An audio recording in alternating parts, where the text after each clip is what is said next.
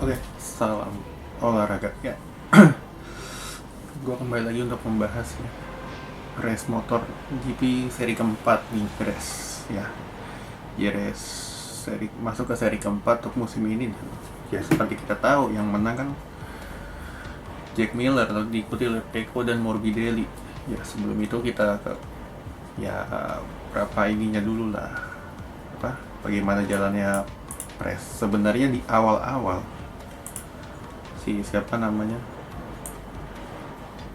nah si Quartararo ini sebenarnya di awal cukup bagus hingga lap ke kalau nggak salah 15 ya 15 16 tuh dia masih coba bikin gap ya 1 detik sampai sampai hampir 2 detik dengan Jack Miller yang di overtake di menit ke di lap ke kalau nggak salah di lap ke 7 atau 8 tuh dia overtake. Dan ya orang mungkin di awal udah bilang oh Yamaha lagi nih yang menang nih, bla bla bla segala macam. Ditambah Morbidelli ini semakin dekat dengan Pecco, jadi ibarat 1-3 lah untuk Yamaha. Atau mungkin orang mengira wah 1-2, mungkin satunya pabrikan, duanya satelit ya, cuman kan itu kan hanya khayalan ya.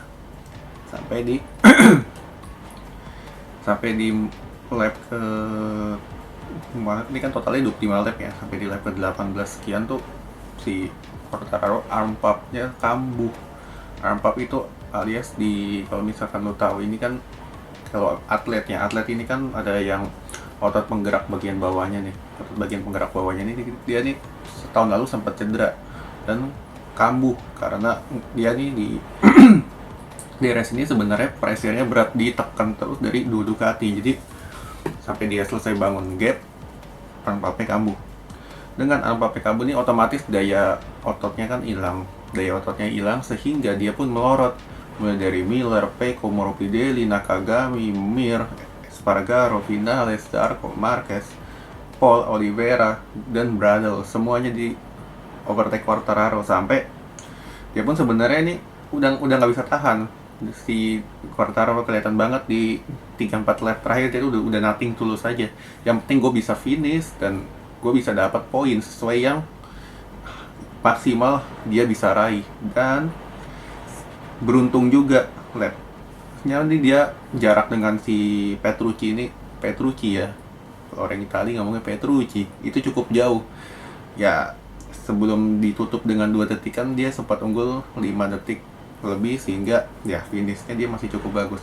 Nah dengan dan bagaimana untuk apa untuk pemenangnya ini ya, Miller seperti biasa yang kita tahu dia tampil 110% di race ini dan sukses membayar kegagalan dia minggu lalu di race sebelumnya di Portimao yang dia amburadul, nggak finish, lalu dari kualifikasi dia udah jelek. Sedangkan di JRS dia tampil dengan confidence yang bagus dari awal race pun. Sebenarnya dia juga udah sempat mimpin balap sebelum dibalap oleh si Quartararo dan dia balap lagi.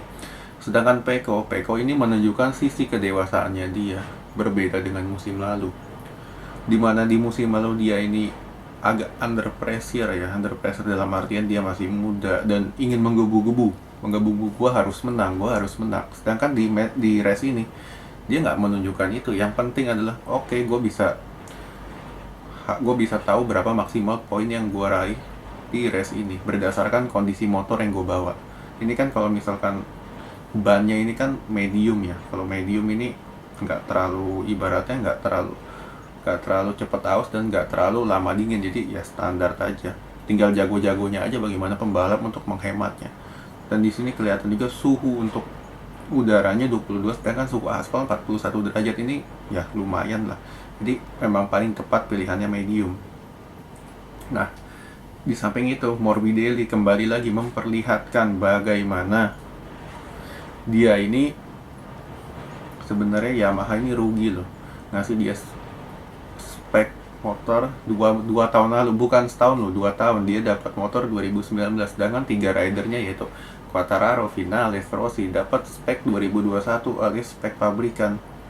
Nah sedangkan Morbidelli ya oke, gue dapat motor spek 2019 dan pintar-pintarnya gue aja, karena secara speed kelihatan banget Yamaha 2019 ini udah ketinggalan jauh. Ya lu bisa bayangin lah, motor yang udah lebih tua 2 tahun lu adu sama motor yang baru, ya otomatis kalah lah, secara speed kalah.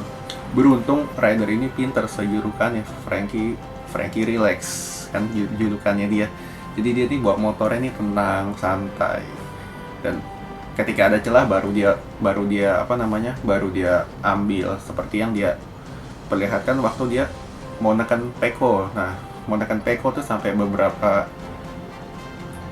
7-8 lap terakhir dia coba untuk menekan Pecco, cuman karena ya daya tahan motornya pun udah nggak bagus ya. Jadi ya oke, hari ini gue cukup finish sampai 3 besar aja, dan dia menunjukkan mental yang dewasa.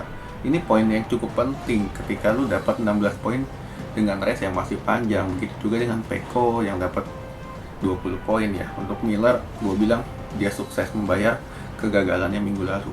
Nah, itulah secara singkat gambaran race-nya. Dan sekarang kita masuk ke bagian timnya. Nah, tim yang pertama kita bahas. Kalau Ducati udah nggak usah jauh-jauh lah.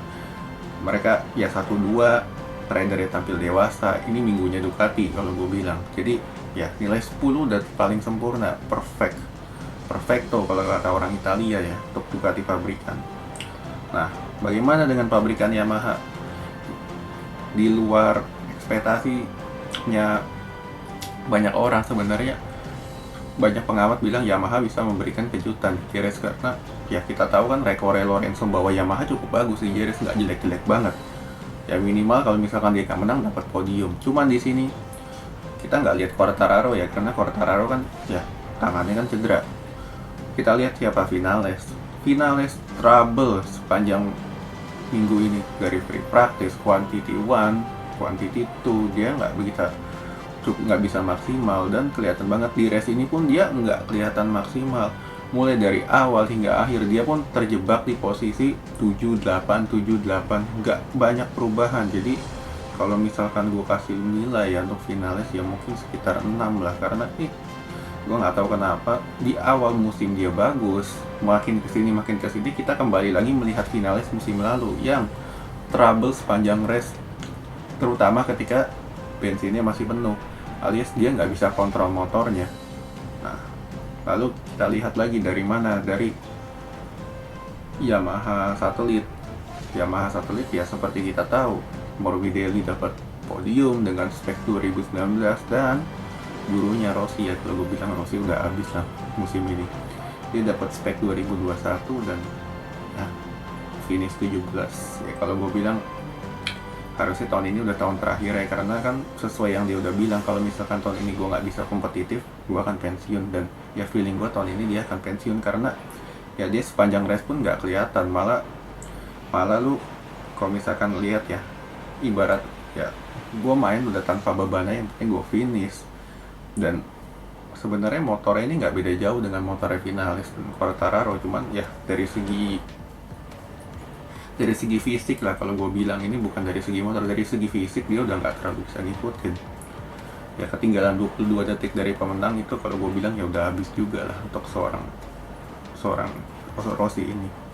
Lalu kita lihat ke pabrikan lain ya. Pabrikan lain ada Honda ya, seperti biasa Honda pabrikan ya, bukan Honda Satelit. Honda pabrikan mengandalkan Marquez lagi, yang kondisinya kalau misalkan kalian lihat itu belum 100% loh, dia masih 60%, dia masih ibaratnya masih belum boleh latihan, dia juga masih ada harus cek rutin, kontrol ke dokter untuk tangannya, karena belum banget sembuh, kelihatan banget. Ketika dia nikung tuh beda dengan yang kita lihat 3-4 musim atau minimal 2 musim sebelumnya lah, itu beda. Ketika dia keluar dari tikungan, dia nikungnya kan agak elbownya agak turun. Nah, sedangkan ini setelah dia cedera, dia ngikutin body balance aja, jadi tikung tapi nggak terlalu rebah. Jadi senjata andalannya dia itu speed corneringnya pun nggak bisa keluar, jadi otomatis ya mungkin ini ya dia cuman gua akan coba sebaik yang gua bisa lah istilahnya. Gua akan bawa motor ini dan gua akan coba finish dulu. Awal targetnya 10 race perdana, gue akan coba untuk finish dulu sebisa yang gue mampu. Nah, itulah targetnya Marquez untuk setelah dia comeback dari cedera. Dia nggak terlalu ngincar untuk podium, nggak terlalu, ya mungkin kalau misalkan dari hati kecilnya dia ingin podium dan ingin menang, semua pembalap ingin lakukan itu. Cuman kan lu bisa melihat bagaimana secara fisik dia belum sembuh banget, latihan motor aja nggak boleh kan, jadi otomatis ya oke, gue bisa bawa sesuai yang gue mampu dulu deh sekarang, minimal dapat poin dulu, 10 besar nothing katanya ya. Ya lalu untuk Paul ya, Paul pun gue lihat ya masih adaptasi lah, beda jauh dengan Paul yang kita lihat di KTM yang sempat masuk, ibaratnya kalau misalkan dia nggak, walaupun nggak menang tapi istilahnya masih mampu berebut podium lah dengan KTM musim lalu ya. Sedangkan Paul musim ini kembali mengalami proses adaptasi lagi, sudah 4 race dia masih belum mampu untuk bisa menemukan bagaimana kecocokan antara dia dengan motornya. Lalu dari tim satelit, nah satelitnya nih ada Nakagami sama Alex Marquez dari LCR. Ya untuk Nakagami gue salut jempol ya, dia bisa fighting istilahnya, walaupun dia ketiban durian runtuh, si Quartararo cedera dan Rins jatuh. Nah sebelum itu kan kita bisa lihat juga bagaimana dia ini bisa fighting dengan Juan Mir, dengan Alex Espargaro, dan ini cukup bagus untuk pembalap Asia. Dia ingin menunjukkan bagaimana Asia bisa juga kok masuk finish 5 besar, dan dia perlihatkan itu. Walaupun Mir sempat menekan di 3-4 lap terakhir, dia tetap tenang aja, dia bawa sesuai ritmenya, dan Mir pun ya nggak bisa balap juga kan. Sedangkan untuk Alex Marquez ini musim ini trouble banget ya, kalau gue bilang. Dari race pertama hingga sekarang ya nggak ada yang bisa menunjukkan dia ini seorang mantan juara dunia Moto2. Kalau misalkan kita lihat mantan juara dunia Moto2 kan sejelek-jeleknya aja, apalagi lu bawa motor yang kalau misalkan lu lihat ya sebenarnya motor ini kan juga nggak jelek-jelek banget lah ya, minimal lu bisa bawa Honda finish dapat minimal 10 besar aja udah cukup bagus untuk seorang mantan rookie. Cuman kan di musim ini dia benar-benar nggak kelihatan banget, terutama dia ini sering crash di musim ini ya.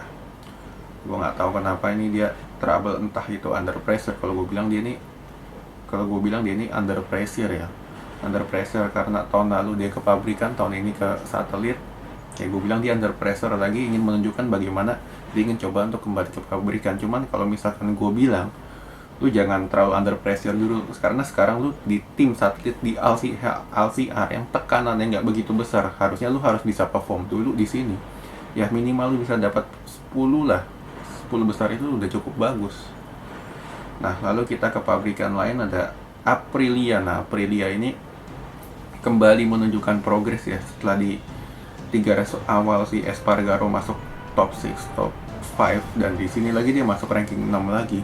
Walaupun kembali lagi gue bilang ketiban durian runtuh, Quartararo cedera dan Rins jatuh, cuman kembali lagi kita perlihatkan bahwa motor ini sudah cukup memiliki daya tahan untuk muterin sirkuit sepanjang minimal kalau misalkan di GRS 25 lap kan, yang cukup banyak speed corneringnya ataupun tikungan-tikungan patah. Jadi dia bisa motor ini, Aprilia ini bisa tahan istilahnya, baik dari segi bagian rodanya depan ini nggak terlalu wheelie. Kalau misalkan tahun lalu kan Aprilia cukup sering juga untuk wheelie dan bagian depannya nggak begitu bagus.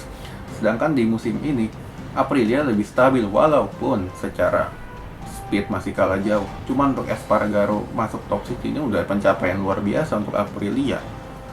Nah lalu kita lihat lagi dari mana, dari KTM. Kalau gue bilang KTM ini terutama dari segi tim ya, baik dari pabrikan dan satelit. Kita harus lihat yang pabrikan dulu, karena satelit kan otomatis contohnya pabrikan. Nah pabrikan ini karena sekarang kan Michelin membawa ban yang berbeda dengan musim lalu, di mana di musim ini kalau nggak salah bannya ini lebih lunak ya. Jadi istilahnya medium yang sekarang ini hard yang tahun lalu, jadi istilahnya lebih turun, jadi hard ya, benar hard ya, kurang lebih seperti itulah. Nah sedangkan Aprilia ini punya base konsep kan, motor tahun ini mereka udah bukan tim konsensi, jadi istilahnya udah nggak bisa kembangin motor. Nah udah nggak bisa kembangin motor, jadi istilahnya lu harus sesuai ngikutin dengan jadwal official tes MotoGP yang terdekat kan bulan Juni, itu tanggal 7 di Catalunya. Nah di situ harusnya KTM ini lebih bisa berbenah lagi dengan coba bukan mengembangkan motor sih, karena kan udah nggak boleh kembangin motor selama semusim 2021 ini nih, tapi lebih kepada lu coba cari setup terbaik, terutama di sini tugasnya Pedrosa, setup terbaik bagaimana motor ini harus bisa sesuai dengan ban yang ada, karena mau nggak mau kan tetap Michelin, dengan ban yang ada motor harus sesuai. Nah di sini kita lihat sepanjang race Binder jatuh, Oliveira yang kita lihat musim lalu cukup bagus, musim ini amburadul, ditambah Tech Trick KTM yang aku nggak lihat Lecona ya, karena tahun lalu pun juga jelek, dan juga Petrucci kalau misalkan dia bilang motornya kekecilan segala macam ya itu kan masalah beda. Sedangkan kita lihat dulu dari tim pabrikan pun tahun ini KTM nggak bisa fighting loh untuk podium, sekedar podium aja mereka nggak bisa fighting, berbeda dengan musim lalu. Nah inilah PR yang harus coba dicari lagi untuk tim KTM untuk bisa kalau misalkan bannya seperti ini ya kita harus ngikutin. Nah seperti itulah. Nah yang terakhir kemana? Ke Suzuki Rins kembali ceroboh, jatuh, penyakit Rins selama 3 musim 4 musim terakhir kurang lebih sama, nggak sabar. Ibarat dia nih dapat sedikit celah main hajar di luar batas motornya, dan dia jatuh kalau nggak salah di lap-lap awal ya, istilahnya bannya belum panas, dia udah coba untuk langsung ngoyok. Sedangkan motor Suzuki ini kan ibarat di awal-awal ini kayak solar, nggak langsung bisa langsung di-push, tapi coba harus minimal 5-10 lap baru bisa coba ada down, daya tekan ini baru cukup bagus. Jadi istilahnya lo harus sabar seperti itu. Sedangkan untuk Rins ini kembali lagi dia nggak sabar, dan ya dia jatuh finish ke-20. Sedangkan untuk Mir kembali lagi menunjukkan sisi kedewasaannya dia di sini. Walaupun dia finish ke-5, tapi 11 poin ini cukup penting, karena kan untuk MotoGP ini kan lu nggak juara MotoGP ini lu nggak bisa lu asal menang, karena percuma lu menang 3 kali, 5 kali jatuh, sisanya amburadul, nggak juara juga kan. Sedangkan untuk Mir ini yang penting, yang pertama, gue harus finish dulu deh, berapapun poin yang gue dapat, dan gue akan coba untuk maksimalin motor yang gue punya. Karena kan secara pengembangan Suzuki ini nggak jauh beda dengan musim lalu ya. Nah sekarang kembali lagi bagaimana dia ini pintar-pintar lagi untuk mengambil posisi start, karena posisi start ini berpengaruh. Karena minimal kalau misalkan Suzuki start di 3 besar aja, terutama Mir atau Rins sih, harusnya mereka ini bisa untuk bersaing sebagai perebutan gelar juara seri dulu minimal. Karena kalau misalkan tuh start dari second row terus ya terlihat juga kayak sekarang ini di JRS Suzuki kesulitan, baru muncul sepertiga race itu kan sudah telat. Jadi itulah kembali lagi problem Suzuki dari tahun lalu nggak berubah. Oke, sekian dulu.